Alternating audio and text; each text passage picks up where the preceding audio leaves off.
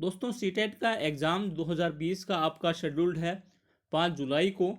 और फिलहाल जो कंडीशंस हैं उनको देखते हुए लगातार आप स्टूडेंट्स के क्वेश्चन आ रहे हैं कि क्या एग्ज़ाम है वो जो टाइम है उस जो शेड्यूल्ड कर रखा है 5 जुलाई को उसके ऊपर कराया जाना चाहिए। एग्ज़ाम क्या उस टाइम पर ही होगा, और साथ में ही क्या एग्ज़ाम को लेकर जो कंडीशंस हैं फ़िलहाल वो सूटेबल हैं भी या नहीं हैं। साथ में ही बात करेंगे सीटेट को लेकर जो ऑफिशियल आपका नोटिस की बात करेंगे। अगर पोस्टपोन होना है तो ऑफिशियल नोटिस है उसको लेकर क्या अपडेट्स हैं वो सब मैं आपको इस वीडियो के अंदर बताने वाला हूं। तो अगर आपने हमारे YouTube channel ASMR study point को अब तक सब्सक्राइब नहीं किया है, चैनल को सब्सक्राइब कर ले, वीडियो को लाइक और शेयर करना बिल्कुल भी मत भूलिएगा। साथ में ही कमेंट्स में आपको ज़रूर से बताना है इस वीडियो को खासकर देखने के बाद कि क्या आपको लगता है कि अभी भी जो कंडीशंस है वो सूटेबल है सीटेट के एग्ज़ाम के लिए।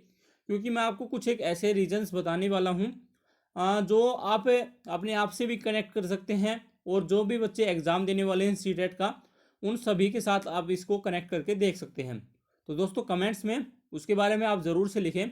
साथ में वीडियो को जो लाइक करना बिल्कुल भी मत भूलिए, और बेल नोटिफिकेशन को भी ऑन कर लें चैनल को सब्सक्राइब करने के बाद। तो दोस्तों एक सीधी सीधी बात करना चाहता हूँ आपके साथ अभी कि एग्ज़ाम को लेकर फ़िलहाल कंडीशंस क्या हैं। तो ओबियसली देश के अंदर कोविड-19 है, जो वायरस का संक्रमण है हमें भी पता है वो फैला हुआ है। यही कारण है कि काफ़ी ज़्यादा जगह पर कामकाज हो नहीं रहा है, और जो आपके एग्ज़ाम वगैरह भी रीशेड्यूल्ड हैं। पर बात इतनी सी नहीं है।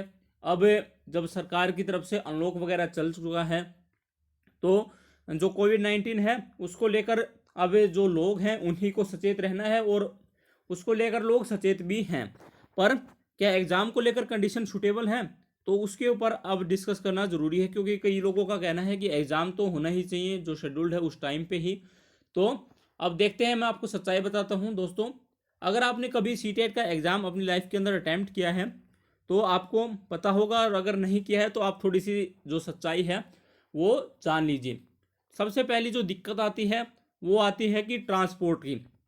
जब भी आप अपना जो नियरेस्ट जो सेंटर अप्लाई करते हैं वो भी कुछ बच्चों के लिए ही नियरेस्ट होता है, बाकियों को उसके लिए भी ट्रैवल करके जाना ही पड़ता है। लगभग आप ये मानिए कि 80 से 90% बच्चे हैं वो काफ़ी दूर से ट्रैवल करके उस सेंटर पर जाते हैं।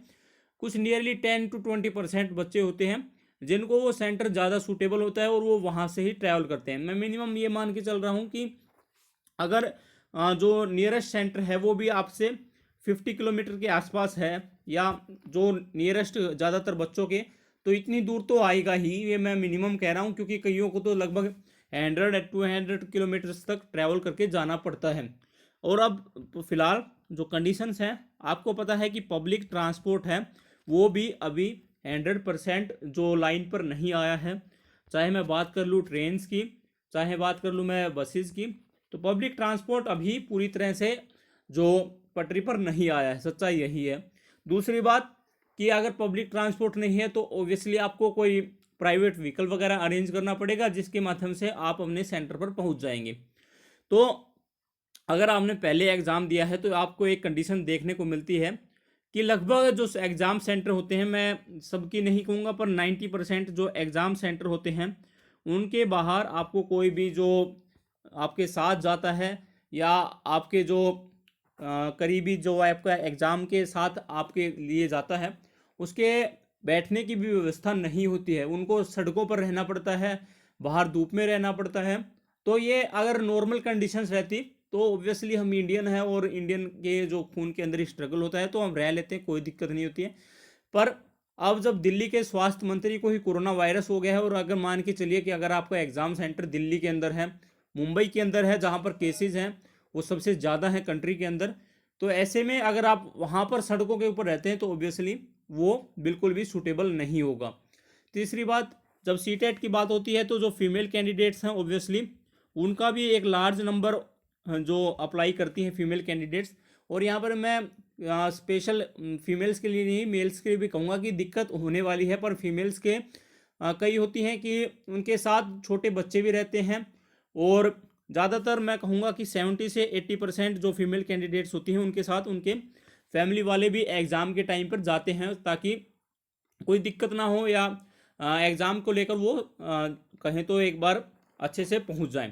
तो ऐसे में उनके लिए भी जो कंडीशंस हैं वो बिल्कुल भी सूटेबल नहीं है। एग्ज़ाम अगर कंडक्ट भी होता है तो भी उनको वहाँ पर काफ़ी सारी दिक्कतें होने वाली हैं। फिर तीसरी बात अगर मैं कहूँ आपके साथ कि जो एग्ज़ाम होगा आपका 3 घंटे का होता है, और वहाँ पर जो फिजिकल कहें तो आपका जो फिंगरप्रिंट होता है वो आपकी आंसर शीट के ऊपर भी लगेगा और साथ में अटेंडेंस शीट पर भी लगेगा। उसके लिए अलग अलग जो पैड है वो होगा नहीं, तो आपको पैड वगैरह सेम यूज़ करेंगे तो ऑब्वियसली कहीं ना कहीं खतरा है, रिस्क है, क्योंकि सब ट्रैवल करके बाहर से आ रहे हैं।